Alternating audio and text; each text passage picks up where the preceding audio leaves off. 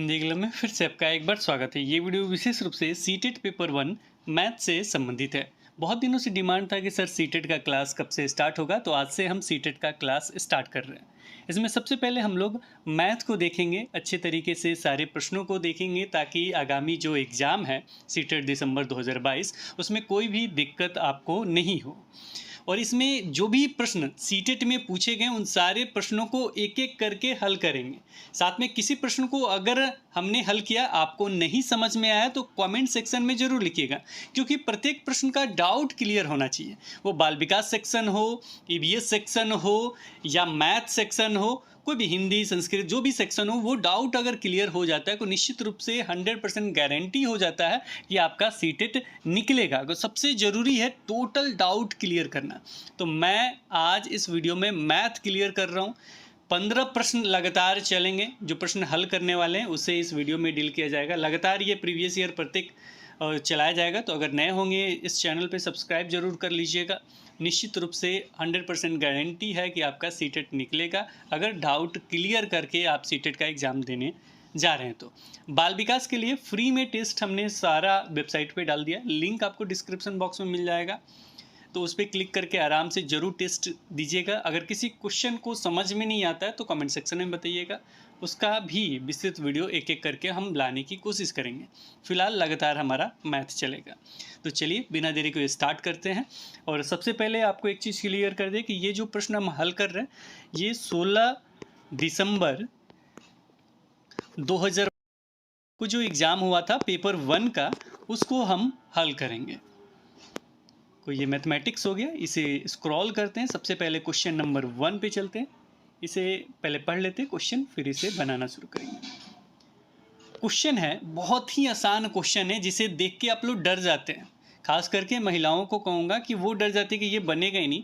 देखिए कितने आसान तरीके से ये बनता है। और पूरा बेसिक से चलेंगे, एकदम बेसिक से। जो बच्चे नहीं जानते हैं ना, छोटे छोटे बच्चे, वो भी इस वीडियो को देखने के बाद सीटेट के प्रश्न हल करना शुरू कर देंगे। देखिए कैसे। ये क्वेश्चन नंबर आपका 31 होगा, क्योंकि 30 पेडागोजी है तो 31 यानी 31 नंबर क्वेश्चन से हल करेंगे। क्वेश्चन है, सिराज अपनी रसोई में सेवों को इस प्रकार व्यवस्थित करता है कि उसने पहली पंक्ति में 11 जोड़े सेब, दूसरी पंक्ति में 22 जोड़े सेब, तीसरी पंक्ति में 33 जोड़े सेब रखे हैं। तो सिराज के पास रसोई में कुल कितने सेब हैं?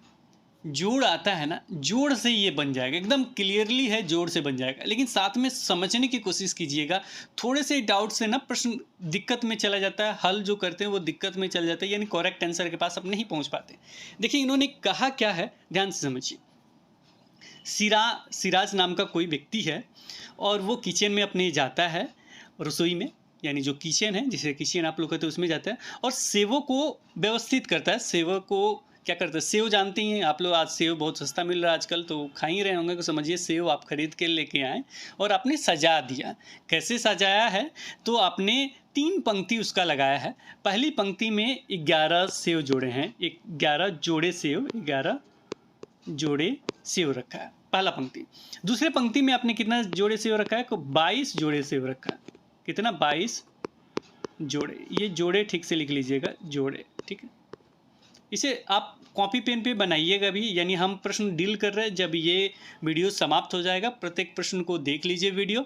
उसके बाद इसका पीडीएफ भी हम कोशिश कर रहे हैं डिस्क्रिप्शन बॉक्स में लिंक उसका दे देने का। उसे आराम से खोजिए, खोलिए और बनाइए खुद से। वीडियो को पूरा देखने के बाद बनाइए खुद से। अगर नहीं बनता है तो फिर से डाउट देखने के लिए वीडियो को ज़रूर ओपन करके दोबारा खोल के देख लीजिए। अगर इस तरह करते हैं तो समझिए फिक्स हो जाएगा, 100% गारंटी है मेरा। तो ये हो गया दूसरा जो जोड़ा हो गया, 22 जोड़े हो गए। तीसरा पंक्ति जो है, पहला पंक्ति ये, दूसरा पंक्ति ये, तीसरा पंक्ति में इन्होंने 33 जोड़े रखे। ये 33 जोड़े, यही कहा जा रहा है। इतने जोड़े हैं, जोड़े सेब रखे हैं, इस तरह से पंक्ति में इन्होंने रख दिया। अब इसके बाद तो सिराज के रसोई में कुल कितने सेब हैं ये बताना है। तो क्या करेंगे हम, डायरेक्ट इसको कहेंगे कि कुल पूछा है, यानी टोटल को जोड़ेंगे। तो जोड़िए, 3 2 5 1 6, यहाँ हो गया 6, फिर 3 2 5 1 6, तो कितने जोड़े हो गए, तो ये जोड़े हो गए 66 जोड़े, 66 जोड़े। अब इसको देख के डायरेक्ट छाछठ वाले को टिक मत कर दीजिएगा, क्योंकि इन्होंने जोड़े में नहीं पूछा है। इन्होंने क्या किया है, जोड़े सेब में नहीं पूछा है, यहाँ कुल कितने सेब हैं ये पूछा है। यहाँ देखिएगा, यहाँ कुल कितने सेब है ये पूछा है यहाँ पे, यानी टोटल सेब का पूछा है, कितने जोड़े हैं ये नहीं पूछा है। अगर कितने जोड़े सेब हैं तो 66 जोड़े होगा, लेकिन टोटल इन्होंने पूछा है। जोड़ा तो आप समझते हैं, जैसे मैं जोड़ा सारा सामान, जोड़ा दुपट्टा, ये सारे चीज़ सामान वगैरह तो खरीदते होंगे अपने लिए, तो कैसे खरीदते, जोड़ा मतलब 2 होता है, तो इसमें अगर हम 2 से गुणा कर दें तो मेरा करेक्ट आंसर आ जाएगा, निश्चित आ जाएगा। चाहे 66 2 बार जोड़ दें तो आ जाएगा, निश्चित रूप से आ जाएगा। इसको गुणा कीजिए, 6 दूनी 12 का 2, हाथ में कितना 1, 6 दूनी 12 1 13, कितना बाबू आया आंसर 132। इसमें देखिए कहीं 132 लिखा हुआ है, केवल देखना है और उसको टिक कर देना, बिल्कुल करेक्ट आंसर है। अब इसमें आप हमको बताइए, जोड़ गुणा घटाव, जोड़ गुणा घटाव और भाग को छोड़ के आपको कुछ भी सीखना पड़ा? कुछ नहीं सीखना पड़ा, केवल देखा आपने, आंसर टिक किया। अगर मैं यहाँ ये पूछूं कि अगर इस तरह के प्रश्न सीटेट में आएंगे तो आप बना लीजिएगा या नहीं बना लीजिएगा, निश्चित रूप से आप कहिएगा बना लीजिएगा। तो अगर आप बना लीजिएगा तो लाइक बटन ज़रूर दबा दीजिएगा, और जो सीटेट का प्रिपरेशन कर रहे हैं, जो तैयारी कर रहे हैं, उनके पास ज़रूर शेयर कर दीजिएगा, क्योंकि हमें भी अच्छा लगता है, ज़्यादा लाइक वगैरह मिलता है, कमेंट वगैरह मिलता है, आप लोगों का डिमांड मिलता है, तो हमें भी अच्छा लगता है नेक्स्ट वीडियो बनाने में। तो चलिए अगले क्वेश्चन पे चलते हैं। क्वेश्चन नंबर आपका 32 हो जाएगा ये। तो यहाँ देखते हैं कि क्या पूछा गया है, और इसे क्या करते हैं, थोड़ा सा छोटा कर लेते हैं, ठीक है। चलिए, यहाँ इन्होंने जो पूछा है 32 नंबर क्वेश्चन में, बहुत आसान सा सवाल है। निम्नलिखित कथनों पर विचार करें। ये आपके सामने एक कथन है, इस पर विचार करना है और ये बताना है कि इनमें से कौन सा कथन सही है, यही बताना है कि कौन सा कथन इसमें सही है। तो 4 कथन दिए गए हैं, चारों में से एक सही हो, मतलब चारों में से 2 सही हो सकते हैं या 3 सही हो सकते हैं, ये ऑप्शन में इस तरीके से दिया गया है।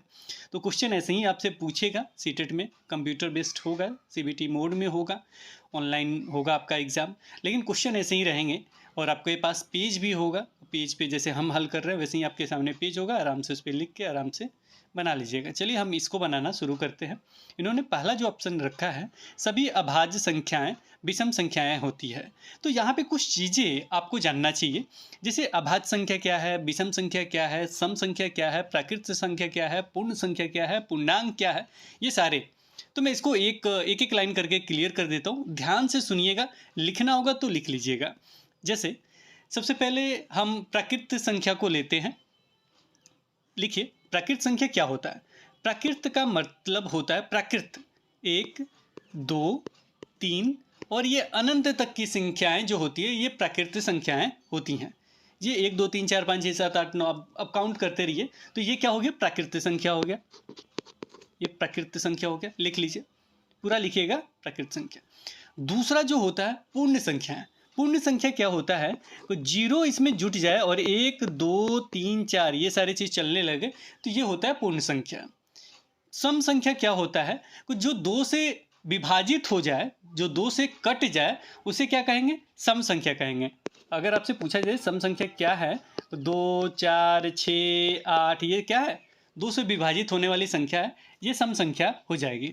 जो 2 से विभाजित नहीं हो उसे क्या कहेंगे, जो 2 से विभाजित नहीं हो उसे क्या कहेंगे, तो वो विषम संख्याएं होती है। जैसे मैं आपसे पूछे 7 क्या है, तो विषम संख्या है, 3 क्या है, विषम संख्या है, 5 क्या है, विषम, यानी जो 2 से विभाजित नहीं हो वही विषम संख्या है। अगर पूछूं मैं 9 सम संख्या है या विषम संख्या है, तो ये 2 से विभाजित हो रहा है, 9 नहीं हो रहा है। किससे विभाजित हो रहा है, तो ये 3 से विभाजित हो रहा है, तो भी ये क्या है, विभाजित तो हो रहा है, लेकिन ये विषम संख्या है। विभाजित तो होगा लेकिन ये क्या होगा, विषम संख्या होगा। तो 9 क्या है, विषम संख्या है, सम संख्या नहीं है। अब यहाँ पे विषम और अभाज्य संख्या के बारे में पूछा गया है, और एक और पूर्णांक के बारे में हमने चर्चा किया था। पूर्णांक क्या होता है, वो पूर्णांक टोटल संख्या होता है, जैसे 2 3 4 5 ये टोटल होता है, लेकिन साथ में माइनस में भी हो जाएगा, माइनस में भी आ जाता है, तो इसे हम पूर्णांक कहते हैं। अब हम मेन प्रश्न पे आते हैं, अभाज्य और विषम संख्या। अभाज्य संख्या विषम संख्या में अंतर क्या है। अभाज्य संख्याएं उन संख्याओं को कहते हैं जो 1 से बड़ा हो, जो क्या हो, 1 से बड़ा हो और किससे कटे, 1 से कटे या अपने आप से कटे, वो क्या होता है, वो अभाज्य संख्या होता है। जैसे में एग्जाम्पल के तौर पे एक से बड़ा क्या हो सकता है, दो हो सकता है। दो जो होगा या तो दो से यानी स्वयं की संख्या से कट रहा दो, दो से ही भाग लगेगा, दो से दो कट जाएगा, और या एक से भाग लगेगा तो दो कटेगा। इसके अतिरिक्त दो के अतिरिक्त आपका तीन हो जाएगा, तीन के अतिरिक्त क्या हो जाएगा आपका चार नहीं होगा, चार दो से भाग लगेगा, दो दूनी चार होता है। तो इसकी जो संख्याएं होगी दो से कट जाएगा, फिर चार से कट जाएगा, फिर एक से कट जाएगा, जिसके कारण ये चार क्या है, अभाज्य संख्या नहीं है। पाँच, पाँच अभाज्य संख्या है या नहीं है, पाँच बिल्कुल अभाज्य संख्या है, क्योंकि किससे कटेगा, ये एक से कटेगा, नहीं तो अपने स्वयं से यानी खुद वाली संख्या से कटेगा, यानी पाँच से कटेगा, और किसी भी संख्या से ये नहीं कटेगा। तीन से कटेगा, नहीं कटेगा। इसके बाद क्या हो जाएगा, सात हो जाएगा।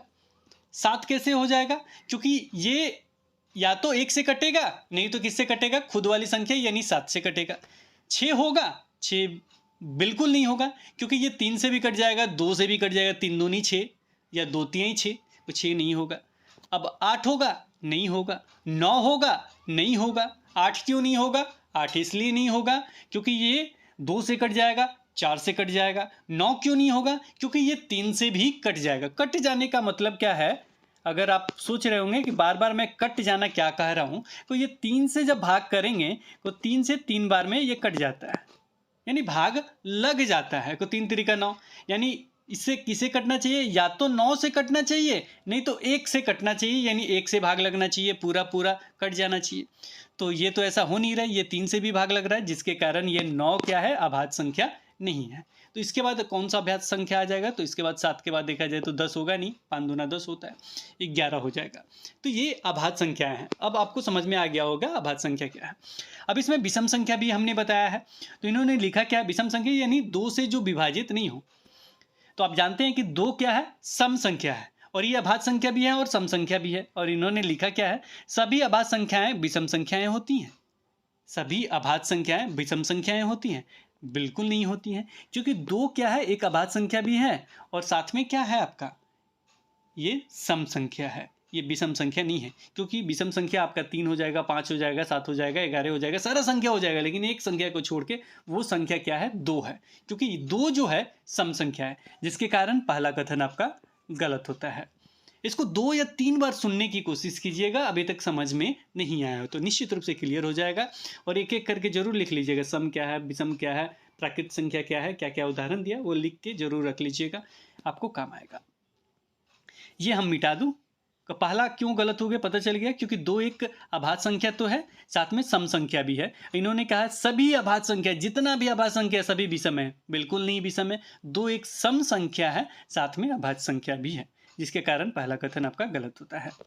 दूसरा कथन देखते हैं, एक अंक वाली केवल 5 अभाज्य संख्याएं हैं। ये तो हमने लिखा ही था, एक अंक वाली केवल 5 अभाज्य संख्या है। अब हमने लिखा था एक अंक वाली, यानी जिसमें एक ही अंक हो। जैसे में 2 हो गया, 2 के बाद हमने क्या लिखा था, 3 लिखा था, इसके बाद 5 लिखा था, इसके बाद 7 लिखा था, 7 के बाद होगा ही नहीं आपका, 9 होगा ही नहीं, 8 होगा ही नहीं। तो ये कितनी संख्या है, 1 2 3 4, ये टोटल कितनी संख्या है, 4 संख्याएं हैं। लेकिन इन्होंने लिखा है एक अंक वाली केवल 5 अभाज्य संख्याएं हैं। बिल्कुल नहीं, केवल 4 अभाज्य संख्या हैं। 2 हो जाएगा, 3 हो जाएगा, 5 हो जाएगा और 7 हो जाएगा। इन्होंने 5 इसलिए लिखे हैं क्योंकि एक को भी बच्चे जब नहीं समझते हैं ना कि अभाज्य संख्या में एक को भी काउंट कर लेते हैं, जबकि अभाज्य संख्या का परिभाषा है एक से अधिक, एक से अधिक, एक नहीं एक से अधिक। और हमेशा इसका जो गुणनखंड होता है 2 हो जाएगा। एक तो वो संख्या खुद होता है, जैसे 2 का 2 हो गया, साथ में 1 भी होता है। अब 1 का कितना हो जाएगा, 1 का 1 ही ना होगा, 2 संख्या नहीं आएगा, जिसके कारण इसको नहीं रखा जाता है अभाज्य संख्या की श्रेणी में। और साथ में परिभाषा भी है एक से अधिक। तो ये क्या हो गया, ये भी आपका संख्या गलत हो गया, क्योंकि ये कितने हैं, 1 2 3 4। तो ये भी आपका जो भी मतलब था ये गलत हो गया। 2 ऑप्शन आपके गलत हो गए, 2 और बच गए। दोनों पढ़ लेते हैं। 3 नंबर में है, अभाज्य संख्याएं अपरिमित रूप से अनेक हैं। जब संख्याएं अनेक हैं हमारे पास, 7 8 9 10 11 12, अब अनंत तक संख्याएं हैं, उसी तरीके से अभाज्य संख्या भी हो सकता है। उसको देखेंगे। अब 7 के बाद क्या आएगा, 7 के बाद 10 नहीं होगा, 11 hoगा, इसी तरह बढ़ते 23 हो जाएगा, इसी तरह बढ़ते बढ़ते आगे बहुत आगे तक चला जाएगा। तो ये भी क्या है, अनंत है। अपरिमित रूप से अनेक हैं, अनंत हैं। ठीक है, समझ में आ गया ये भी क्यों लिखा गया है?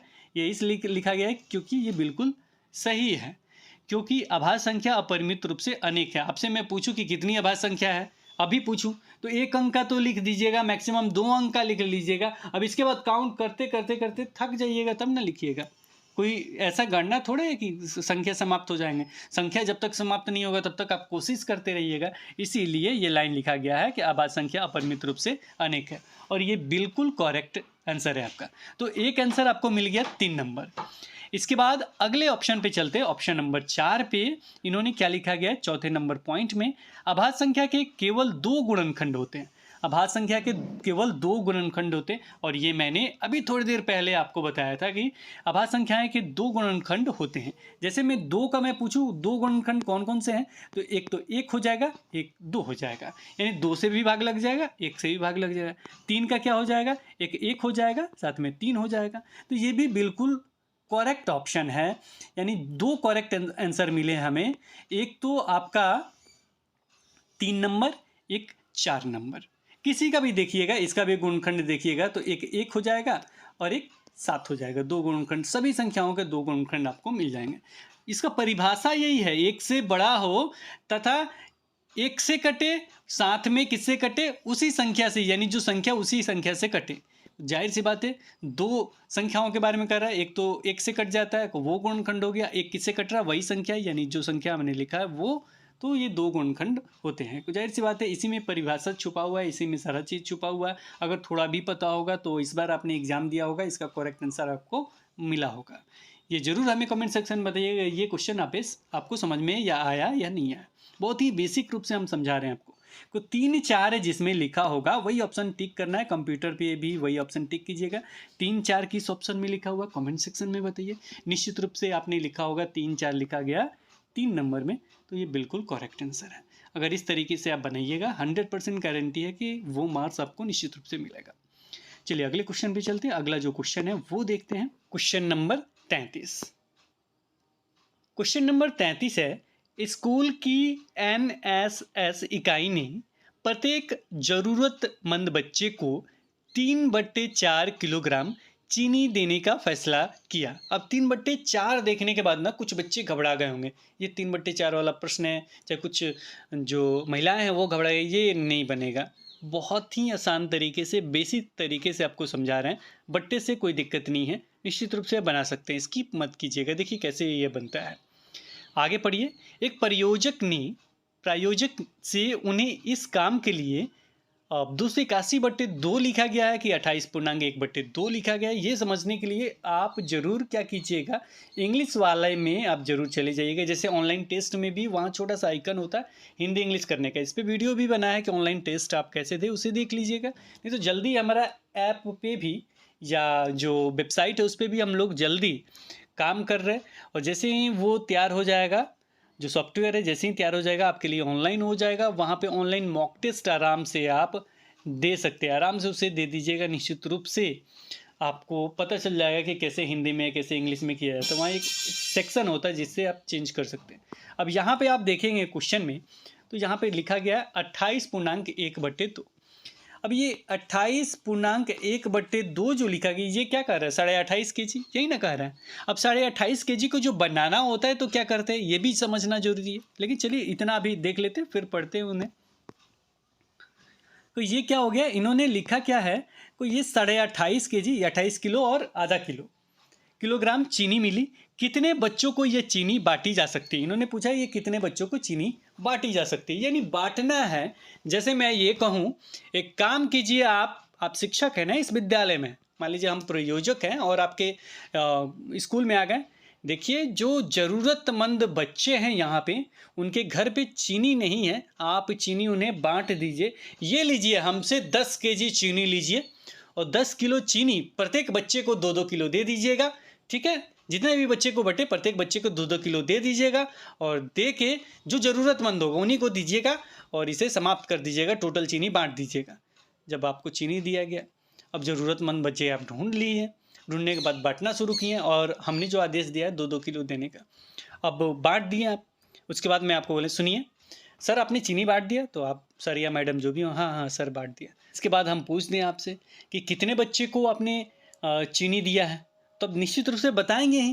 क्या बताएंगे कि देखिए सर, आपका जो चीनी था टोटल 10 केजी आपने दिया था, और आपने कहा था कि जो बच्चे हैं, जो बच्चों को बांटना है वो 2-2 केजी दीजिएगा प्रत्येक बच्चे को हमने 2-2 केजी दिया। को जाहिर सी बात है टोटल आपका चीनी ऊपर हमने लिख दिया, और जितना केजी एक बच्चे को देना था वो हमने नीचे लिख दिया। अब इसको भाग करेंगे तो जाहिर सी बात है ये कितने बार में कटेगा, तो ये 5 बार में कट रहा है, यानी 5 चाइल्ड को हमने दिया है। बस यही क्वेश्चन ऊपर में भी पूछा। अब ये बट्टा में पूछ दिया, आप घबरा गए हैं कि सर बट्टा में पूछ दिया ये कैसे बनेगा।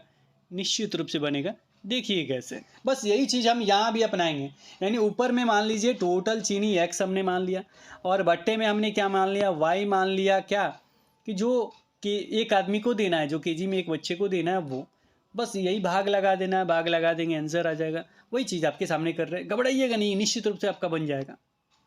अब देखिए कैसे। अब ये लिखा गया है, ये पहले देख लेते हैं। टोटल चीनी जो लिखा गया है 28 ऐसे करके लिखा है, 28.5 केजी लिखा है, 28.1/2।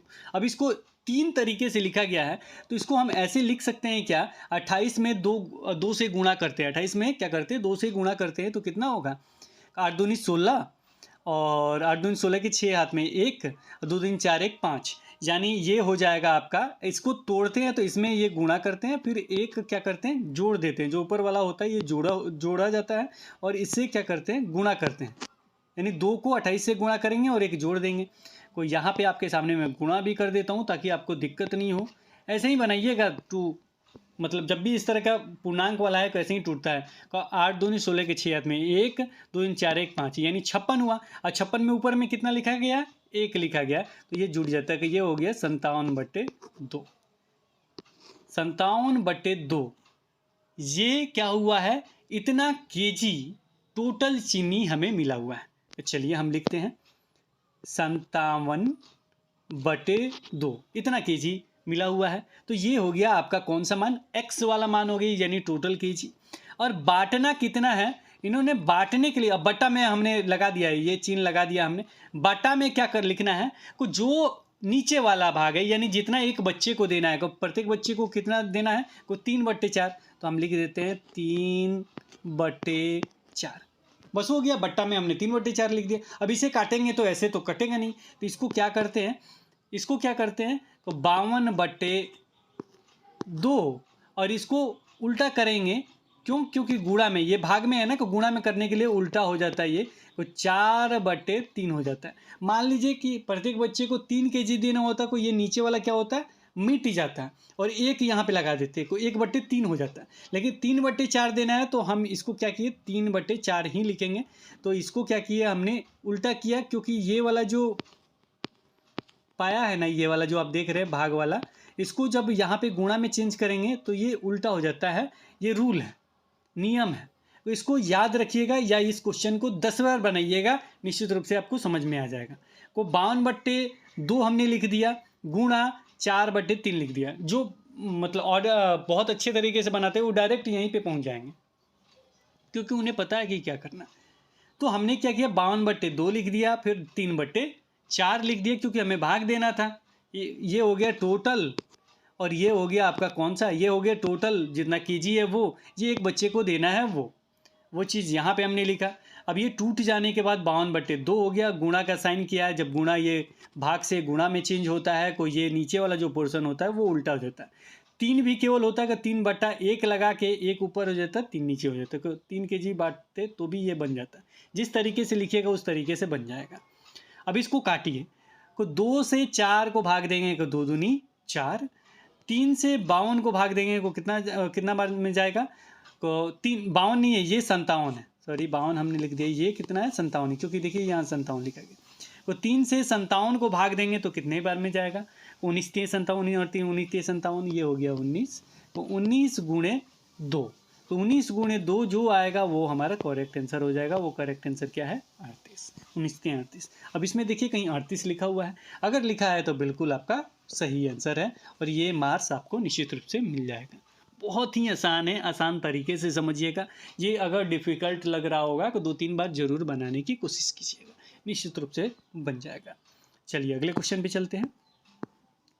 अगला क्वेश्चन है, ये तो और आसान है क्योंकि इसमें बनाना नहीं है, केवल समझना है। इन्होंने लिखा है पूर्णांकों के संबंध में। पूर्णांक हमने बताया पूर्णांक होता क्या है, तो पूर्णांक आपका 2, 3, 4, 5, 6 ये सब क्या है, पूर्णांक है। और साथ में -2, -3, -6 ये सब भी पूर्णांक है, यानी माइनस में भी चला जाएगा, प्लस में भी चला जाएगा। पूरा संख्या जो होता है वो पूर्णांक होता है। ठीक है। पूर्णांकों के संबंध में कौन सा अथवा कौन से कथन सत्य हैं या हैं, यानी दो कथन भी सत्य हो सकते हैं या दो कथन असत्य हो सकते हैं, जो भी होता है दोनों कथन पढ़िए और उसके बारे में बताइए। पहला जो कथन है, दो संख्याओं का गुणनफल सदैव संख्याओं के बराबर या उससे अधिक होता है। दो संख्याओं का, अब बेसिक रूप से छोटे बच्चे जो समझेंगे वो समझेंगे कि दो संख्याओं का अगर गुणनफल यानी गुणा करें, जैसे में 2 गुणे 2, तो 2 गुणे 2 कितना होता है, 4 होता है। तो जाहिर सी बात है ये अधिक है। 2 गुणे 1 करें तो जाहिर कितना हो जाएगा, 2 गुणे 1 तो 2 हो जाएगा, यानी या तो संख्याओं के बराबर हो रहा है या उससे अधिक हो रहा है। संख्याओं के बराबर हो गया, ये नीचे वाला बराबर हो गया और ये अधिक हो गया। तो ये क्या कथन सत्य है, बिल्कुल असत्य है। कैसे, अगर हम कहें 2 गुणे 0 करेंगे तो कितना हो जाएगा, किसी भी संख्या में 0 से गुणा करने पे क्या हो जाता है, वो संख्या 0 हो जाता है। तो ये तो कम हो गया, यहाँ पे कम का चर्चा है ही नहीं, तो ये कथन क्या हो जाएगा, गलत हो जाएगा। आई बात समझ में, ये कथन असत्य हो जाएगा, क्योंकि वो कम भी हो सकता है, ज़्यादा भी हो सकता है और बराबर भी हो सकता है, तीनों हो सकता है। तो पहला जो कथन था वो बिल्कुल असत्य है कि कम ज़्यादा सब कुछ हो सकता है। अगर दो संख्याओं का गुणनफल किया जाए, क्योंकि ये पूर्णांक है, संख्या क्या है, पूर्णांक है, ये माइनस में भी होगा, तो माइनस में भी गुणा करेंगे तो माइनस में चला जाएगा, प्लस में गुणा करेंगे तो प्लस ही में रहेगा। जैसे प्लस में 2 गुणे 2 किया हमने, 0 से गुणा करेंगे तो वो 0 हो जाएगा। तो इन सारे कारणों के कारण ये क्या हो गया, कथन गलत हो गया। बराबर या उससे अधिक ही नहीं हो सकता, कम भी हो सकता है। पहला कथन गलत। दूसरा, दो संख्याओं का जोड़ सदैव संख्याओं के बराबर या उससे अधिक हो सकता है। छोटे बच्चे जैसा सोचिएगा तो कहिएगा हो सकता है, जैसे में 2 + 2 बराबर कितना हो गया, 4। योग कह रहा है जोड़, तो 2 + 2 = 4 यानी अधिक हो गया। और 2 में 0 जोड़ेंगे तो कितना हो जाएगा, कोई ये 2 हो जाएगा, या तो बराबर हो गया या उससे अधिक हो गया। लेकिन इन्होंने एक शब्द लगाया है पूर्णांक के बारे में। पूर्णांक मीन्स आपका माइनस भी होता है, ये हमने पहले स्पष्ट कर दिया है। तो 2 में जोड़ा जाए -2 तो ये कितना हो जाएगा, प्लस माइनस कितना हो जाएगा, मतलब 2 - 2 बराबर कितना हो जाएगा, 0 भी हो सकता है, यानी कम भी हो सकता है। तो ये दोनों जो कथन है पूर्णांक के संबंध में देखा जाए तो दोनों कथन पूर्णांक के संबंध में गलत है। क्या है ये, गलत है। प्राकृत संख्या रहता है, यानी जो 1 से स्टार्ट होता है, तो उसमें ये कथन सही हो सकते थे। लेकिन पूर्णांक के संबंध में, पूर्णांक आपको माइनस में भी रखा जा सकता है, प्लस में भी रखा जा सकता है, 0 वगैरह सब होते हैं, जिसके कारण ये कथन क्या है, दोनों असत्य हैं, गलत है। इसलिए हमने पहले स्टेप में बताया था पूर्णांक क्या होता है, पूर्ण संख्या क्या होता है। 0 जोड़ दीजिएगा प्राकृत संख्या में तो पूर्ण संख्या हो जाएगा। प्राकृत संख्या क्या होता है, सम संख्या क्या होता है, विषम संख्या क्या होता है, अभाज्य संख्या क्या होता है, ये सारी चीज़ें बेसिक है, इसे समझना चाहिए। तो ये चीज़ समझ भी गए। और ये दोनों कथन असत्य है। ये पहला कथन अ है, दूसरा ब है, तो दोनों असत्य वाले पे हम टिक कर देंगे। अब दोनों असत्य हैं। निश्चित रूप से आपको समझ में आ गया होगा, निश्चित रूप से क्लियर भी हो गया होगा। चलिए अगले क्वेश्चन पे चलते हैं। ये तो और आसान है, और चलिए आपसे कुछ काम भी करवा लेते हैं हम क्वेश्चन की तरह। क्वेश्चन है, रिंकी के पास जलेबी की 3 थाली है। जलेबी आया है, मान लीजिए कि आप घर पे मैडम है, यानी आपकी शादी हो गई है, बच्चे हैं। अब जो आपके हस्बैंड है वो जलेबी लेके आए हैं, या हो सकता है कि आपका शादी नहीं हुआ, फादर होंगे, चाहे आप खुद लड़के होंगे, फादर या जो भी है, आप अपने घर के सदस्य हैं और जलेबी का थैली आपको दे दिया गया और कहा गया कि 3 थाली दिया गया आपको, और तीनों थाली को जलेबी बांटना है बच्चों के अनुसार। जो भी रूल है उस रूल के अनुसार आपको बच्चों को देना है। तो कैसे देना होगा, चलिए इसे समझते हैं। तो रिंकी आपका नाम है, रिंकी पिंकी या जो भी राम मोहन जो भी आपका नाम है, वो जलेबी की 3 थाली है। 3 थाली हम बना लेते हैं ताकि आपको कोई दिक्कत नहीं हो। मान लीजिए ये हो गया आपका पहला थाली, ये हो गया आपका दूसरा थाली, ये हो गया आपका तीसरा थाली। ये थोड़ा, ये थाली नहीं कटोरे जैसा लग रहा है ना कोई ऐसा ही समझ लीजिए, 3 बर्तन है आपके पास। थाली नाम भी इन्होंने रखा, थाली अ, थाली ब, थाली स। ये हमने भी हम नाम रख दिया अ ब, ये रखा स। चलिए थाली का नाम हमने भी रख दिया, आप भी नाम लिख दीजिए अ ब स। थाली अ में केवल एक जिलेबी, मान लीजिए यहाँ पे हमने रखा एक जिलेबी, एक जिलेबी हो गया, कोई दिक्कत आपको? कोई दिक्कत नहीं। थाली ब में यानी दूसरी जो थाली है उसमें 5 जिलेबी, क्या बात है, पहले में एक जिलेबी, दूसरे में कितना है जिलेबी, 1 2 3 4 5।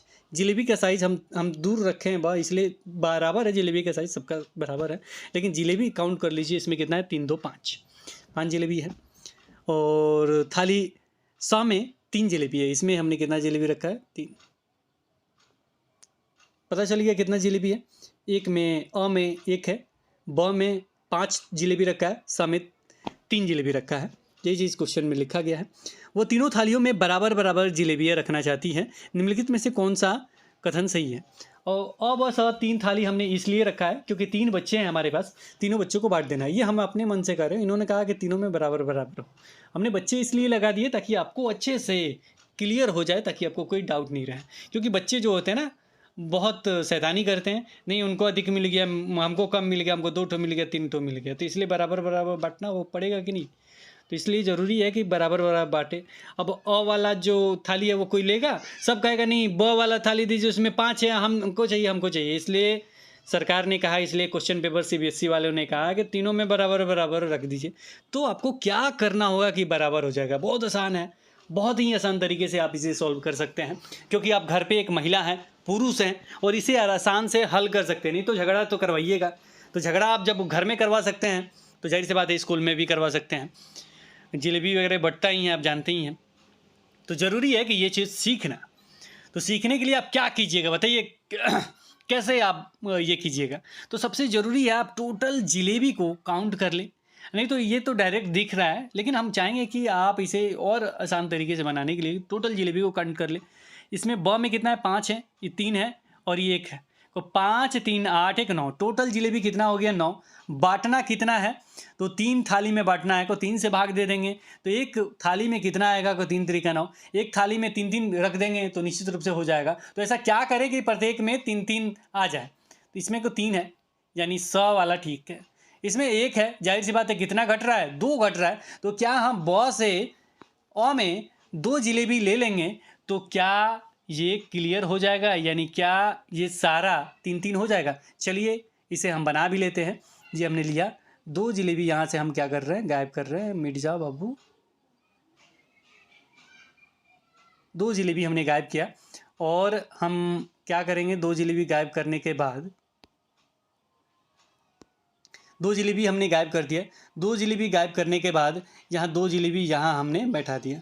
अब बताइए ये सही हो गया? तो आप कहेंगे सर 3 इसमें भी आ गया, 3 इसमें भी आ गया, 3 इसमें भी आ गया, अब बच्चा रोएगा नहीं, लड़ेगा नहीं। बिल्कुल सही है, तो आपका भी आंसर बिल्कुल सही है। यानी इन्होंने क्या किया, ब में से 2 जिलेबी अ वाले को दे दिया, ब में से 2 जिलेबी अ वाले को दे दिया। यही ऑप्शन में देखना है, देखिएगा, टिक कीजिएगा, आपका करेक्ट आंसर मिल जाएगा। ऑप्शन नंबर 1 पे चलेंगे, थाली ब में से 2 जिलेबी उठाकर थाली अ में रखना, 2 में से ये जिलेबी उठाए। सीटेट जो क्वेश्चन पूछा जाता है पूरा रूप से प्रैक्टिकल क्वेश्चन होते, देखिए टिक कीजिए, आगे बढ़िए, 100% करेक्ट आंसर आपका होगा। बनाना भी आ गया, समझना भी आ गया, और आपके घर में जो बच्चे होंगे उन्हें भी आपको बांटना आ गया, घर भी अच्छे से चलेगा आपका। चलिए जिलेबी आपने बांट दिया, चलिए अगले क्वेश्चन पे चलते हैं। बाकी सब ऑप्शन आप पढ़ते रहिएगा, ये सब बाकी सब ऑप्शन गलत है, ये सही हो गया। ब में से 2 जिलेबी उठाकर हमने रखा और 3 3 सब में लग गया। चलिए अगला जो क्वेश्चन है बहुत ही आसान है, ये भी थोड़ा सा डिफिकल्ट लग रहा होगा लेकिन बहुत ही आसान है। पूछा इन्होंने, यदि 6 और 7 का लघुत्तम समापवर्तक एक्स वाई के लघुत्तम समापवर्तक का आधा है, यदि x का मान 12 है तो y का मान क्या है? क्वेश्चन देख के तो आपका माथा घूम रहा होगा, ये क्या पूछ दिया। तो पहले आपको लघुत्तम समापवर्तक आना चाहिए, लघुत्तम महत्तम तो आता ही होगा, लसा मसा जो निकालते हैं। लसा कैसे निकालते हैं, तो जैसे में 6 और 7 का इन्होंने लघुत्तम समापवर्तक पूछा है कि चलिए 6 7 का लघुत्तम आपको निकालना बताते हैं। 6 और 7 हम क्या करते हैं, ऐसी संख्या देखते हैं जो दोनों से भाग लग जाए। को अगर 2 रखते हैं तो भाग नहीं लगेगा, 3 रखते हैं तो भी भाग नहीं ले, 4 5 6 कुछ भी रखेंगे ये भाग नहीं लगेगा। तो जब दोनों में भाग जब नहीं लगता है तो दोनों को आपस में क्या करते हैं, गुणा कर देते हैं। को 6 और 7 को गुणा करेंगे तो कितना हो गया, 42 हो गया। 6 7 42। को ये इस संख्या का लघुत्तम समापवर्तक हो गया, यानी 6 7 का लघुत्तम समापवर्तक कितना, 42। 6 7 का लघुत्तम समापवर्तक जब भी आएगा तो 42 ही आएगा और ऐसे ही निकलता है। अगर भाग लगता है 2 से, मान लीजिए यहाँ 8 होता है तो 2 से भाग लगता है तो भाग लगाते हुए आगे गुणा ही करते हैं, सबको लिख के गुणा करते हैं। लघुत्तम नहीं पढ़ा रहा हूँ, कभी पढ़ा दूंगा, अगर नहीं आता होगा तो कमेंट सेक्शन में लिखिएगा, सर लघुत्तम पढ़ाना बता दीजिए, पढ़ा दूंगा, कोई दिक्कत नहीं है। तो आ गया संख्या लघुत्तम समापवर्तक 6 7 का 42। इन्होंने आगे लिखा है कुछ जो 42 है वो XY लघुत्तम समापवर्तक का आधा है। ये किसका है, कोई XY लघुत्तम, XY 2 संख्या है उसका आधा है, तो उसका आधा है, यानी 42 को अगर हम 2 से गुणा कर दें, 2 से गुणा कर दे, 2 दूनी 4 4 दूनी 8, यानी 84 जो है XY का लघुत्तम समापवर्तक है। 84 जो है XY का लघुत्तम समापवर्तक कितना है, 84, जिसमें से x का जो मान है वो 12 है, तो y का मान क्या होगा, ये पूछा है। x का मान कितना है, x का मान कितना है, 12 है, तो y का मान क्या होगा। तो हम जानते हैं कि जो xy का जो मान है लघुत्तम समापवर्तक वो कितना है, 84 है। तो जाहिर सी बात है कि 84 को 12 से भाग दे देंगे, जो आएगा वो करेक्ट आंसर हो जाएगा। 12 सते 84, जो 7 है वो इसका मान है। कुछ करना ही नहीं, देखना है, करेक्ट आंसर पे जाना है। बहुत ही आसान है।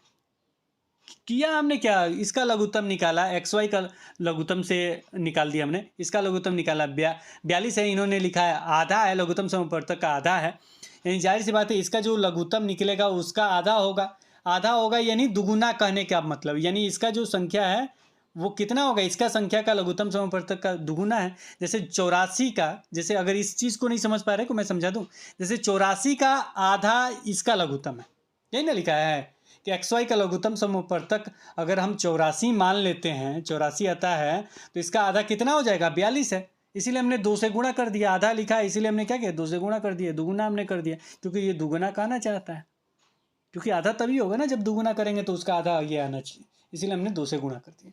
तो 84 जब आ गया आपका संख्या, तो हमको पता चल गया कि XY का अगर निकालेंगे, XY का लघुत्तम समापवर्तक वो 84 होगा। वो क्या होगा, 84 होगा। जैसे x, y का लघुत्तम समापवर्तक जो होगा 84 होगा, जिसमें x का मान दिया गया है 12 और y का मान निकाल लेंगे तो ये 84 आना चाहिए। तो हमने क्या किया था, इन दोनों को XY को क्या किया था, गुणा किया था, तब तो ये आया था, गुणा करने के बाद ही आया था। तो जब ये दोनों गुणा होता है और इस साइड ये जाएगा तो ये भाग हो जाएगा, वो x का मान हो चाहे y का मान हो, तो 84 बटे ये इस साइड जाएगा तो ये क्या हो जाएगा, 12 से भाग लग जाएगा, तो 12 से हमने भाग दे दिया, तो 12 से 84 यानी 7 आ गया। अगर ऑप्शन में 7 है तो बिल्कुल टिक कीजिए, आपको निश्चित रूप से मार्क्स मिलेगा। इसलिए हमने कहा कि इन क्वेश्चन को आपको सॉल्व भी करना है, सॉल्व भी कीजिए, जो क्वेश्चन हम आपको बता रहे हैं इसे सॉल्व कीजिए, निश्चित रूप से आपका डाउट क्लियर होगा। कोई भी दिक्कत होता है कमेंट सेक्शन हाजिर है, जरूर क्वेश्चन पूछिए। अगले क्वेश्चन पे चलेंगे। बहुत ही आसान सा सवाल, 37 नंबर क्वेश्चन है, बहुत ही आसान सवाल, इससे आसान हो ही नहीं सकता। इन्होंने पूछा निम्नलिखित में से 2.9 गुणे 7.49 बटे 11.51 का सबसे अच्छा सन्निकटन कौन सा है। सन्निकटन मान क्या होता है, यानी उसके निकट वाला मान, जो दशमलव हटा दिया जाए तो उसका मान क्या हो सकता है। यहाँ पे एक रूल होता है, रूल ये कहता है कि अगर 0.5 लिखा गया, अगर 0.5 लिखा गया है तो अगले वाले में एक अंक हम जोड़ देते हैं। यहाँ 6 लिखा गया है तो एक अंक जोड़ के 7 हो जाए। अगर यहाँ दशमलव के बाद 4 लिखा गया है तो अगले में एक अंक नहीं जोड़ेंगे और ये दशमलव के बाद जो अंक है वो हट जाता है, ठीक है। इसके साथ ही अगर ये 5 से अधिक हो, यानी दशमलव के बाद 5 के से अधिक हो, ये 5 की जगह 6 हो, 7 हो, 8 हो, 9 हो, तो इसमें एक अंक जुटे गए हैं। ये 4 हो या इसके नीचे हो, 4 के बदले 3 हो, 2 हो, 1 हो, तो ये क्या होता है, कुछ नहीं जुटता है, जितना संख्या वही संख्या रहता है। अब चलिए इसको बनाते हैं, इतना रूल समझ गए काफ़ी। इन्होंने लिखा है 2.9, तो 2.9 है, जाहिर सी बात है दशमलव के बाद कितना 9 अंक है, हमने कहा 5 हो या 5 से अधिक हो तो एक पॉइंट जुड़ता है, तो ये क्या हो जाएगा, 3 हो जाएगा। 2.9 का मतलब 3। अब लिखा है 7.49, तो 7.49 गुणा के बाद क्या है 7.49, यानी 4 आ गया यानी 4 आ गया। तो हमने ये भी आपको बताया 4 हो या 4 से कम हो, 4 हो या 4 से कम हो तो वहाँ एक भी अंक नहीं लिखा जाता है, जो संख्या वही लिख देंगे, यानी जो 7 है वही लिख दिया हमने। नीचे चलेंगे 11.51 है, तो 11 लिखा गया है, साथ में कितना लिखा गया 0.51, 55 है यानी 5 है। तो 5 हो या इससे अधिक संख्या हो तो वहाँ पे एक अंक क्या करते हैं हम जोड़ देते हैं, 11 के जगह पे क्या हो जाएगा बाबू, ये 12 हो जाएगा। यही मेरा करेक्ट आंसर है, सन्निकटन मान वाला क्वेश्चन है, तो इसी तरह डील कीजिएगा। 3 × 7/12, तो 3 × 7/12 जहाँ लिखा हो गया करेक्ट आंसर, ऑप्शन नंबर 3 आपका करेक्ट है। ऑप्शन नंबर टी अगर आप करते हैं तो निश्चित रूप से ये मार्क्स आपको मिल जाएगा। अगले क्वेश्चन भी चलते हैं, बहुत ही आसान सा सवाल आ रहा है, इतने आसान तो सवाल हो ही नहीं सकते हैं, लेकिन ये सीटेट में पूछा गया प्रश्न है और इसे आप निश्चित रूप से बना ले रहे हैं तो समझिए कि सीटेट आपके बाएं हाथ का खेल हो जाएगा। चलिए अगला क्वेश्चन है, जया पहली कक्षा में पढ़ रही है। जया जो छोटी सी बच्ची है, मान लीजिए आप 1 to 5 में शिक्षक बन गए हैं और पहली कक्षा की बच्ची है, एक जया है, उसको आप कुछ चित्र काट देते हैं, आकृति वगैरह देते हैं। उसमें क्या दिया आपने, घड़ी का एक बैटरी दिया। घड़ी का बैटरी कैसे होता है, ऐसे करके होता है। चलिए हमने बैटरी बना दिया, ऐसे घड़ी का बैटरी दे दिया आपने। ये थोड़ा ऐसे मुड़ा हुआ होता है, यानी बेलनाकार समझिए, बेलना जैसा। और उसके बाद आपने घड़ी का बैटरी हो गया, दूसरा एक गोल सा दिया संतरा, संतरा से ही होता है ना, संतरा दे दिया। उसके बाद आइसक्रीम का कोन दे दिया, ये कोन हो गया आइसक्रीम का। इसके बाद मोमबत्ती आपने दिया, ये मोमबत्ती आपने दे दिया। इसके बाद आपने एक किताब दिया, चलिए किताब आपने दे दिया। इसके बाद एक स्टील का ग्लास दे दिया आपने, एक स्टील का आपने क्या किया, ग्लास दे दिया।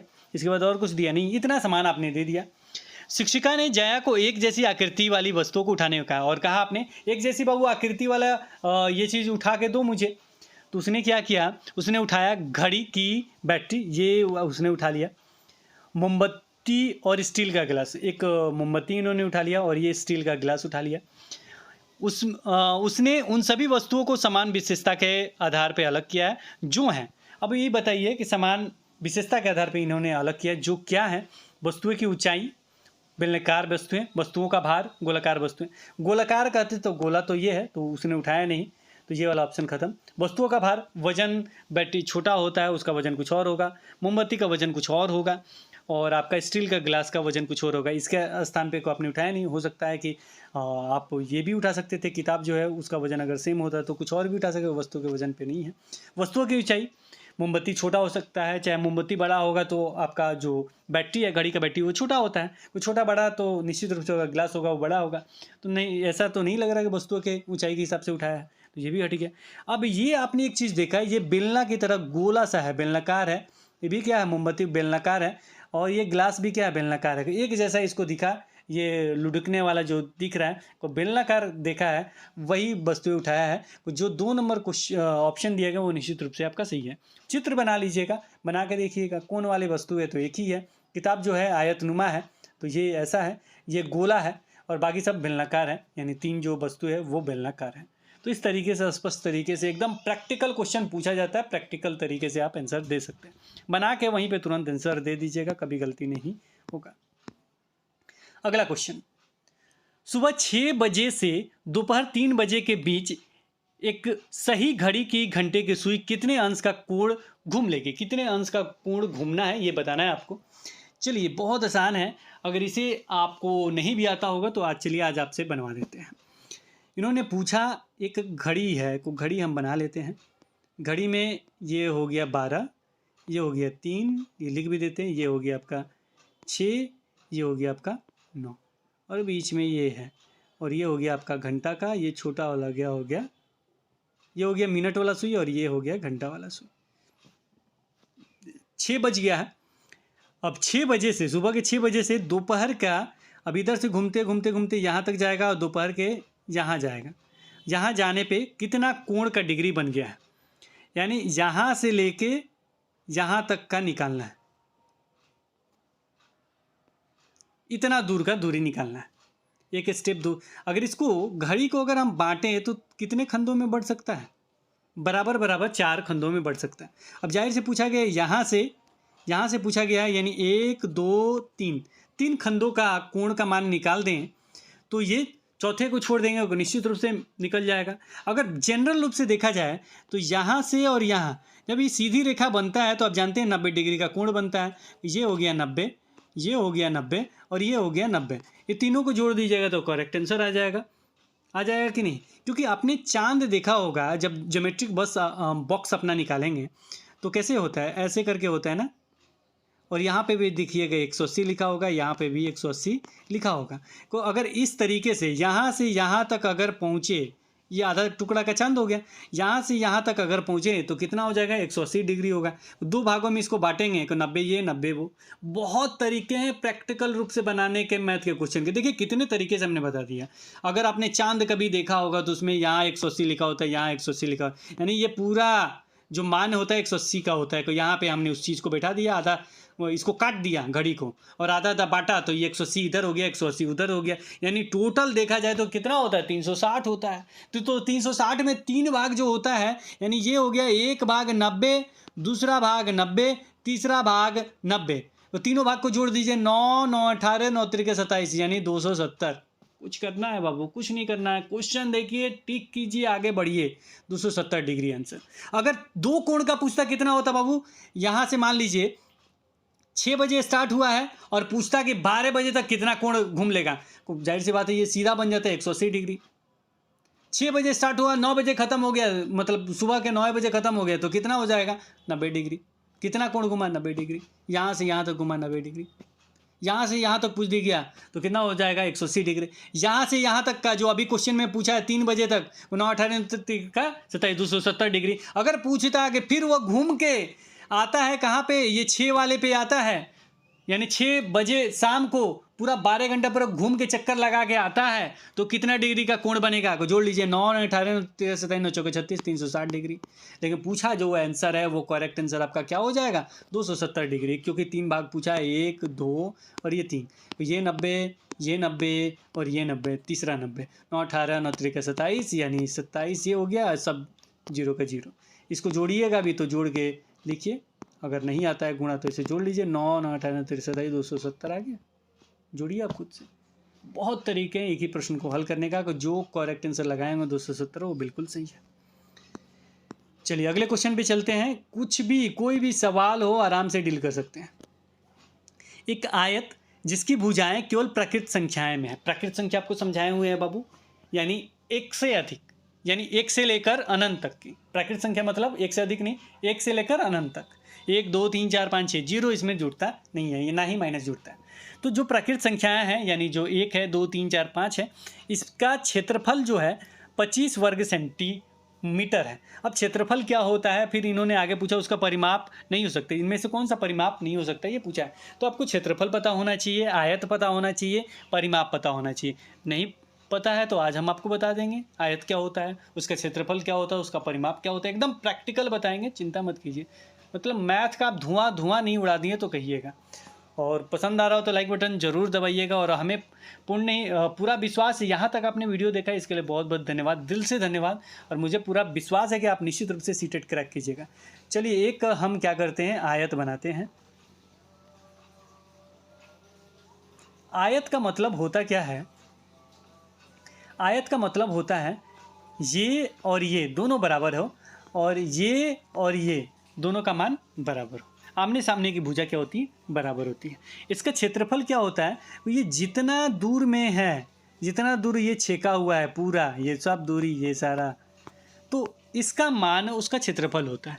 तो इसका क्षेत्रफल निकालने के लिए लंबाई, ये लंबाई हो गया और ये चौड़ाई, लंबाई और चौड़ाई को आपस में गुणा कर देते हैं। जैसे में ये 2 हो गया और ये मान लीजिए 4 है और ये मान लीजिए 3 है, तो दोनों को गुणा करेंगे 4 3 12 का 12, इसका क्या हो जाएगा? ये क्षेत्रफल हो जाएगा।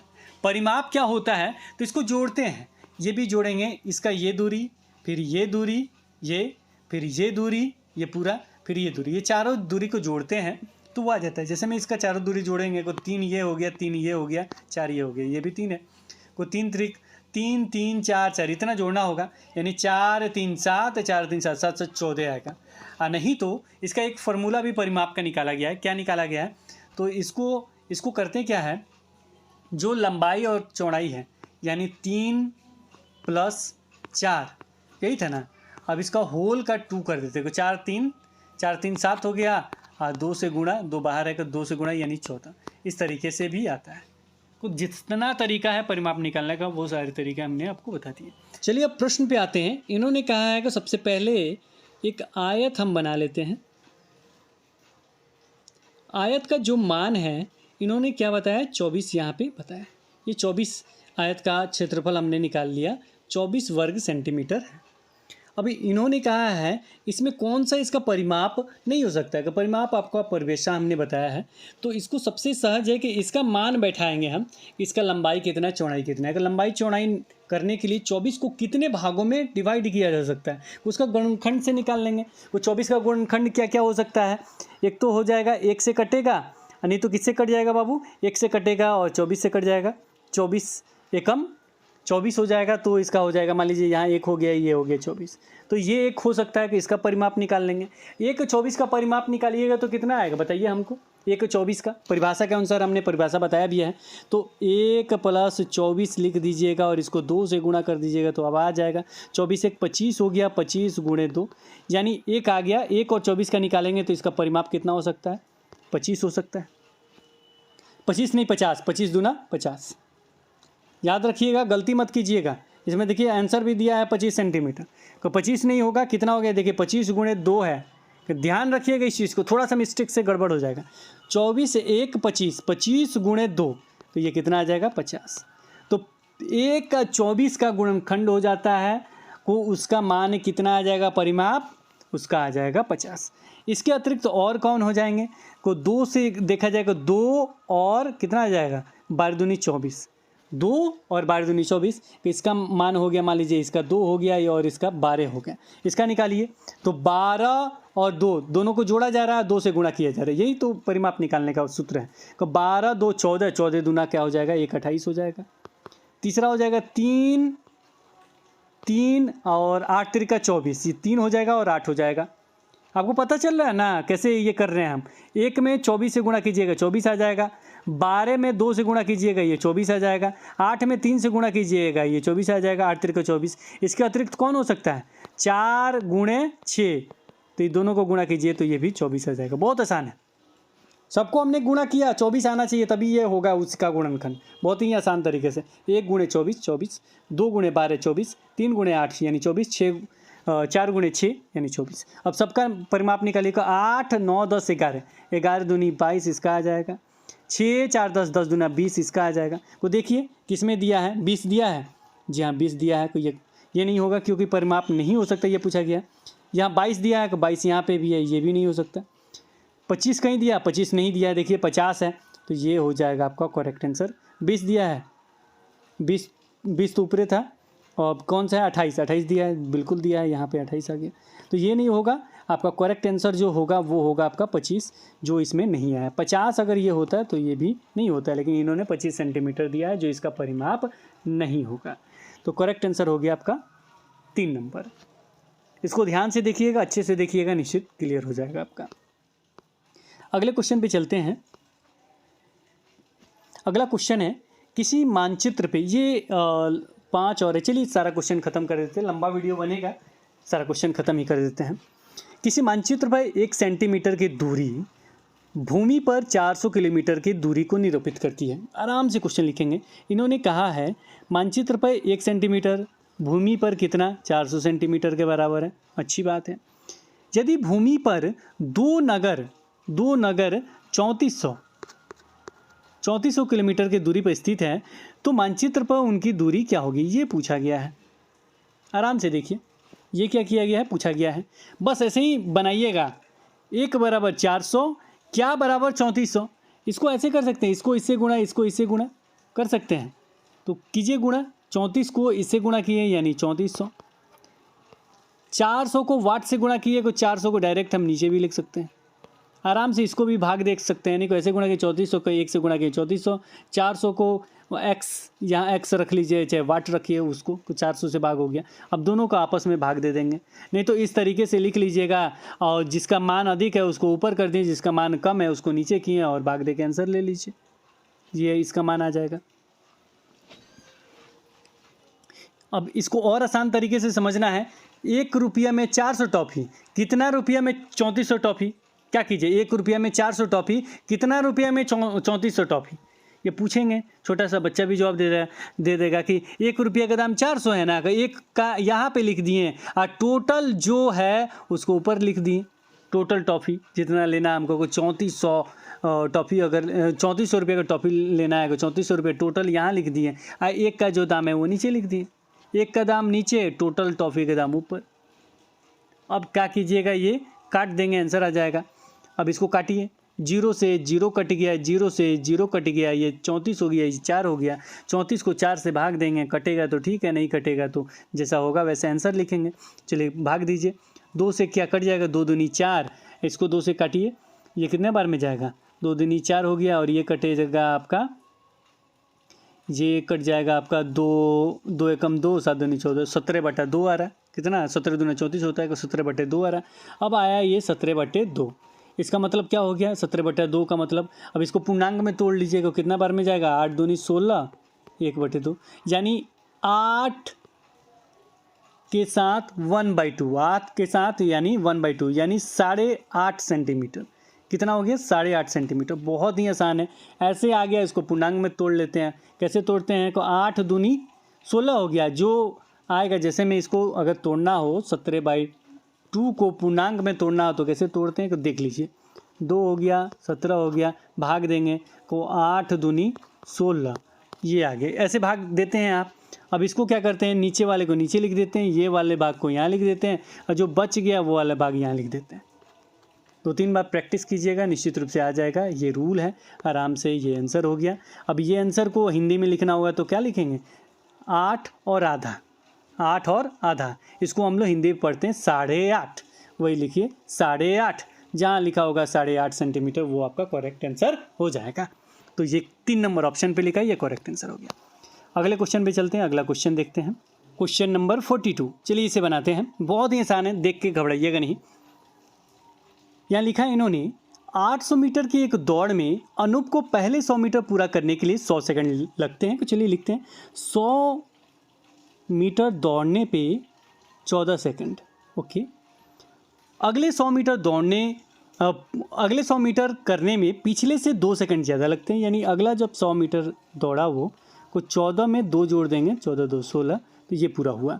फिर आगे के 100 मीटर पूरा करने में पिछले वाले से फिर 2 सेकंड ज़्यादा लगते हैं। फिर 100 मीटर वो दौड़ा तो कितना लगे, 16 17 18 लगे, 2 सेकंड बढ़ गया। यह प्रक्रिया समाप्त होने तक चलती है, यानी आगे भी बढ़ता है। कभी 300 चला है, 300 मीटर, अब चलिए इसको दौड़ाते हैं 400 मीटर, 18 2 20 हो गया, और 4 के बाद ये हो गया 500 मीटर, ये हो गया 22। अब इसको दौड़ाते हैं 600 मीटर, 22 के बाद 24, फिर दौड़ेगा 700 मीटर, ये 24 के बाद हो जाएगा 22 24 26, फिर 100 मीटर दौड़ेगा, कुछ 26 के बाद हो जाएगा 28, ये हो गया आपका 100 200 300 400 500 600 700 एक 800 मीटर दौड़ गया। 800 मीटर में इतना सेकंड उसका लगा। अब ये टोटल सेकंड को क्या करेंगे, जोड़ेंगे। चलिए जोड़ते हैं, को 6 और 4 10 हो गया, 10 8 18 18 2 20 20 4 24 24 6 आपका 30 30 8 38 के 8 हाथ में 3। आप कॉपी पे लिख के जोड़ना सीख जाइएगा ज़रूर। 1 2 3 1 ये 2 1 3 3 2 5 5 6 7 8 9 10 11 12 13 12 13 13 में 3 जोड़ेंगे, 13 13 14 15 16, यानी 168 सेकंड हुआ। लेकिन यहाँ मिनट में भी दिया है, तो आप जानते हैं कि 60 मिनट में 60 सेकंड में 1 मिनट होता है, तो 60 ये 60 ये, तो 60 60 कितना हो गया 120, यानी 2 मिनट। तो 2 मिनट में क्या हो गया 120 आ गया, तो 120 को 168 में से घटा देंगे, तो 120 को हमने घटाया, कितना आ गया, तो 8 एकम 8 आ जाएगा यहाँ, और ये हो जाएगा 4, ये 1 1 कट जाएगा, यानी 2 मिनट 48 सेकंड। जहाँ लिखा होगा 2 मिनट 48 सेकंड वो आपका करेक्ट आंसर हो जाएगा। ऑप्शन नंबर 2 में लिखा है 2 मिनट 48 सेकंड। निश्चित रूप से इसे दोबारा बनाइए, निश्चित रूप से बन जाएगा। 2 बार 3 बार रिविजन करके देखिए, निश्चित रूप से ये हल हो जाएगा। चलिए अगले क्वेश्चन पे चलते हैं। 43 नंबर क्वेश्चन, ये तो सबसे आसान क्वेश्चन है। प्रत्येक संख्या के अंकों को पहचान कर अगली संख्या बताएं। प्रत्येक संख्या के अंकों को पहचानना है और अगली संख्या बताना है। तो यहाँ देखिए क्या डिफरेंस है। पहला संख्या लिखा, दूसरा, तीसरा, चौथा, पांचवा आपको बताना है क्या अंतर है। तो इन्होंने पहले लिखा है 9 1 0, ठीक है, 3 अंक लिखा है। इसके बाद इन्होंने लिखा 8 2 1। यहाँ पे इन्होंने देखिए यहाँ पे एक क्या किया है, इन दोनों के बीच में देखिए क्या किया है इन्होंने, यहाँ पे एक प्लस कर दिया है, यहाँ पे भी एक प्लस कर दिया है, और यहाँ पे क्या किया है इन्होंने, एक माइनस कर दिया है। एक क्या किया है, माइनस किया है, -1 कर दिया है। इसी तरह हम कर लेते हैं लास्ट वाले के साथ। को 6, अगला संख्या में भी देख लीजिएगा, 6 4 3 है। तो 3 के जगह पे क्या हो जाएगा, एक प्लस कर देंगे, यानी 3 की जगह 4 हो जाएगा। 4 की जगह एक जोड़ देंगे तो ये हो जाएगा 5। 6 की जगह एक घटा देंगे तो ये हो जाएगा 5। 5 5 4 जहाँ लिखा हुआ करेक्ट आंसर हो जाएगा। ये है ऑप्शन नंबर 1। बहुत आसान है। अगले क्वेश्चन पे चलेंगे। 44 नंबर, 2 क्वेश्चन और बच जाते हैं। एक बच्चे द्वारा 5 विषयों में प्राप्त अंकों का माध्य 74 है। इन्होंने लिखा 5 विषयों में उसका माध्य कितना, 74 है। उनमें से 3 विषयों का अंक क्या क्या है, 70 75 और 80 है। उस बच्चे द्वारा बाकी 2 विषयों के प्राप्त अंकों का माध्य क्या है। बहुत आसान है। इन्होंने देखिए क्या लिखा है, 70 + 75 + 80। इसके आगे x जोड़ देते हैं और यहाँ जोड़ देते हैं y। तो कितना अंक हो गया, 1 2 3 4 5। एक्स वाई क्यों लिखा है, क्योंकि मान लेते हैं कि 2 अंक जो है वो x है और एक संख्या y है, तो दोनों अंक लिख दिए हमने। और ये पांचों को जब हम माध्य निकालते, माध्य कैसे निकालते हैं, सारे अंक की संख्या ऊपर में और नीचे में जितना संख्या होता है वो 1 2 3 4 5, 5 संख्या है तो यहाँ 5 हमने लिख दिया। इसका माध्य निकलता है तो ये कितना आता है आपका, 74। यही है। अब यहाँ पे एक्स वाई का माध्य निकालना है। चाहे एक्स वाई का जोड़ भी निकाल सकते हैं, माध्य भी निकाल सकते हैं, जो निकालना चाहें निकाल सकते हैं। तो ये जो संख्या है एक्स वाई का मान निकालने के लिए, ये जो संख्या है इधर जाके गुणा हो जाता है। तो 74 में 5 से गुणा होगा, 74 × 5 तो कितना आएगा, यहाँ लिखते हैं। तो 5 चौका 20 के 0 हाथ में 2 और 7 × 5 35 36 37 यानी 370 बराबर में 370। और इन तीनों संख्याओं को जोड़ लीजिए, इन तीनों संख्याओं को क्या कीजिएगा, जोड़ लीजिए। तो जोड़िए इसको, तो ये हो जाएगा आपका 70 80 75 है कि ये हो जाएगा 5 0 0 और 5 5 हो गया। 7 7 14 17 21 1 22 यानी 225 हो गया। 225 + एक्स वाई यहाँ लिख देते हैं। ये हो गया x + y + 225 बराबर कितना आया था, 5 से गुणा हुआ था कि 7 बजे 20 35 36 है, 370 आया था शायद, 370 गुणा करके देख लीजिए 5 से। 5 चौका 20 0 कम 0 7 इससे गुणा करें 74 से, और 7 × 14 21 से 24 7 × 5 35 270 ठीक है। अब 225 प्लस में है, इधर जाएगा तो क्या हो जाएगा, माइनस। माइनस में घटा दीजिए तो ये हो गया 2 2 5। अब इसको घटाइए, 10 में से 5 गया 5, ये हो गया आपका 6 में से 2 गया। अब घटाना को आपको आता होगा, 6 में से 2 गया, इसमें से हारसी लिया तो 10 आया, 10 में से 5 गया 5, यहाँ 6 बच गया क्योंकि एक हारसी ले लेते। तो 6 में से 2 गया 4 और 3 में से 2 गया 1, 145 यानी x + y का मान है 145। अगर इसका माध्य निकालेंगे 2 से भाग लगेगा तो इधर भी 2 से भाग लगा जाएगा। 2 से भाग लगाइए, तो 2 से भाग लगाइएगा तो कितना होगा, 7 दूनी 14 और इधर आ गया 5, 7 दूनी 14 कट गया, यहाँ आया 5 तो 2 दूनी 4 तो 1 आया। भाग लगा के देखिएगा, दशमलव वाला भाग आता होगा, तो यहाँ आया 2 दूनी 4 तो 1 बच गया। तो 1 पे दशमलव दिया हमने तो 0 आएगा, 5 दूना 10 यानी 72.5 आएगा। 145 को 2 से भाग देना होगा तो कितना आएगा, 7 मर्द में गया 14 कट गया। अब आपके सामने भाग भी सिखा दे रहा हूँ। यहाँ हो गया 5 को 2, अब किससे जाएगा, 2 का 2 से भाग देंगे, 2 दूनी 4 तो ये आ गया 1। अब ये नहीं कटेगा तो दशमलव दिया, यहाँ 0 बैठा, कितना बार में कट जाएगा, 2 × 5 = 10 यानी 72.5 आपका करेक्ट आंसर हो जाएगा। कट गया 72.5 जो है आपका करेक्ट आंसर हो गया। ये हो गया आपका करेक्ट आंसर, बन जाएगा। 2-3 बार रिवाइज कीजिएगा, बन जाएगा। चलिए अगला जो क्वेश्चन है ये है आपका 45 नंबर क्वेश्चन, ये अंतिम क्वेश्चन है। अब इसको बनाने के लिए आपको क्या करना होगा, इसका समय निकाल लेना होगा। हर्षिता मीना जोसेफ द्वारा एक दिन में पैदल चलने का विवरण है, तो इसका समय निकाल लीजिए किसका कितना आ रहा है, उसके बाद करेक्ट आंसर देखिएगा। चलिए विवरण निकालते हैं इसका क्या क्या है।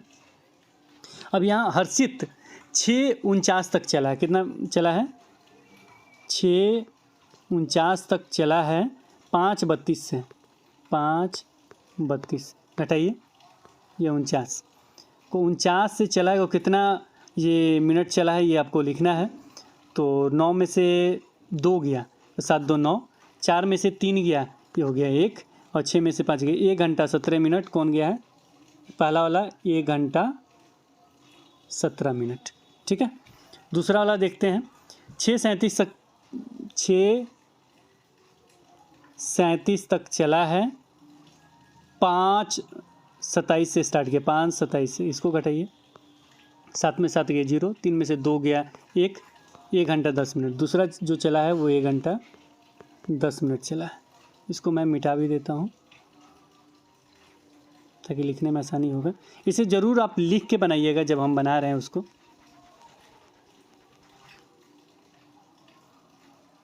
इसको थोड़ा सा बड़ा कर देते तो अच्छा रहता, पता नहीं बड़ा नहीं हो रही है। चलिए मिट भी गया। चलिए 1:10 हो गया, पहला चला कितना देर, 1 घंटा 17 मिनट, दूसरा चला 1 घंटा आपका 10 मिनट। तीसरा का देखते हैं, तीसरा क्या है, इन्होंने चला है 7:31 तक और स्टार्ट किया है 6:06 से। अब इसमें से एक हासिल लेंगे तो ये हो जाएगा 11, 11 में से 6 गया, कोई 11 में से 6 जाएगा आपका को 6 7 8 9 10 11, 6 5 11, 5 हो गया, यहाँ बच गया 2, यहाँ 1 घंटा 25 मिनट, 1 घंटा 25, 3 आया, 1 17 1 10 1 25, इसको लिख देते हैं, 1 17 1 10 1 25, यही चला है इन्होंने। हर्षित कौन सा सही है बताना, हर्षित और अमीना समान समावधि में के लिए चले, ऐसा तो नहीं है, सबका अलग अलग है, तो पहला गलत हो गया। जोसेफ अमीना से 8 मिनट ज़्यादा चला है, जोसेफ जो है यानी लास्ट वाला जो है अमीना से 8 मिनट ज़्यादा चला है, अमीना से 8 मिनट ज़्यादा, जोड़ लीजिए 18, ये 25 है, तो 18 होता तो सही मान लेते, अमीना से 8 मिनट ज़्यादा यानी 18 होता है, ये भी गलत हो गया। ये कितना मिनट अधिक चला है, तो ये मेरे ख्याल से चले 10-15 मिनट अधिक चला है, तभी तो 25 है। जोसेफ हर्षित से 15 मिनट ज़्यादा चला है, तो ये भी नहीं होगा, हर्षित से 15 मिनट ज़्यादा नहीं चला। 17 से देख ले, 17 18 19 20 21 22 23 24 25, ये मेरे ख्याल से 8 मिनट हो रहा है, 8 मिनट ज़्यादा चला है। अमीना सबसे कम चली है, अमीना जो है अमीना सबसे कम चली है, क्योंकि 1 घंटा 17 मिनट ये चला है, 1 घंटा 25 मिनट ये चला है, 1 घंटा 10 मिनट ये चली है, तो अमीना जो है सबसे कम चली है क्योंकि 1 घंटा 10 मिनट चली है, तो इसका करेक्ट आंसर ऑप्शन नंबर 4 हो जाएगा। तो एकदम आसान है, आसान तरीके से बना लीजिएगा। इसको थोड़ा सा डिफ़िकल्ट और कैसे किया जा सकता है, तो जो मिनट है ना, जैसे मैं ये लास्ट में मैं बता रहा हूँ, इस पर वीडियो भी है पहले का, जैसे समय में मान लीजिए 5:32, ये बन गया आंसर, ये अमीना सबसे कम चली है, लेकिन अब थोड़ा सा डिफ़िकल्ट आपको बताने की कोशिश किया जा रहा है।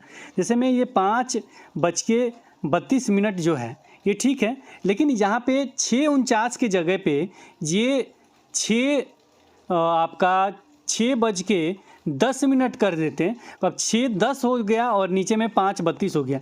अब इसको जब घटाइएगा 5:32, तो इसको घटाइएगा तो आपसे घटेगा नहीं जल्दी, क्योंकि इसमें से हासिल लेना होगा। अब यहाँ से हासिल लिए यहाँ पे, तो ये जब हासिल लिया जाता है, तो यहाँ से जब हासिल लिया जाएगा तो ये 6 के रेशियो में होता है। ये कहाँ जाएगा, क्योंकि ये मिनट या घंटा में है, और इधर जाएगा तो क्या हो जाएगा, सेकंड या घंटा, जो भी जिसमें भी चेंज करना है उसके लिए 6 जोड़ा जाता है, मिनट घंटा कोई अंतर नहीं। लेकिन यहाँ पे जब भी जाएगा तो यहाँ पे कितना होगा, 6 होगा। मान लीजिए यहाँ पे आपको 5 लिखना है, 5 लिखना है, तो यहाँ जाएगा तो 6 जुड़ जाएगा, यानी ये कितना हो जाएगा, ये 10 लिखा है ना, तो ये हो जाएगा 70। अब 70 में से 32 आपको घटाना होगा, तब आएगा आपका करेक्ट आंसर। इस चीज़ को भी ध्यान में रखिएगा। निश्चित रूप से इस तरह के सवाल बनाएंगे, आगे भी बहुत सारे सवाल बनाएंगे और वो बन जाता है, तो निश्चित रूप से आपको कभी भी सीटेट में कोई दिक्कत नहीं होगा। अगला जो क्वेश्चन है वो अलग तरह का क्वेश्चन, इसका कमेंट सेक्शन में लिखना चाहें तो लिख सकते हैं। वेन हिले का ज्यामितीय संरचना भी हमने पढ़ा रखा है, पढ़ के उसको देख लीजिए कौन सा है ये। कमेंट सेक्शन में बताना चाहते हो बता दीजिए। ये वीडियो कैसा लगा वो भी बताइए, और इसे कंटिन्यू रखा जाए या नहीं रखा जाए ये भी कमेंट सेक्शन में ज़रूर बताइए। कोई भी दिक्कत होता है कमेंट सेक्शन में बताइए। मुझे लग रहा है इस वीडियो को देखने के बाद मैथ के जरूर कुछ प्रश्न आप निश्चित रूप से हल कर सकते हैं। इसका PDF भी हम देने की कोशिश कर रहे हैं। PDF देखिए, बनाइए, निश्चित रूप से आपका 100% सीटेट इस बार क्रैक हो ही जाएगा। फिलहाल इस वीडियो में इतना ही, फिर मिलेंगे एक नए वीडियो के साथ। तब तक देखते रहें, बने रहें हिंदी क्लब पे। साथ में जो नियमावली जो नया आने जा रहा है उसके हिसाब से आपको अब तैयारी करना होगा। 90 से काम नहीं चलेगा, जितना ज़्यादा हो सके उतना मार्क्स लाना है, इसलिए सीटेट का फॉर्म इस बार जरूर भरिएगा। ओके, फिर मिलेंगे एक नए वीडियो के साथ। तब तक देखते रहें, बने रहें। सीटेट हिंदी क्लब का जो नया चैनल है इस पर सब्सक्राइब जरूर कर लीजिएगा, और इस पर हमेशा सीटेट के आपको वीडियो मिलते रहेंगे। Okay, bye bye.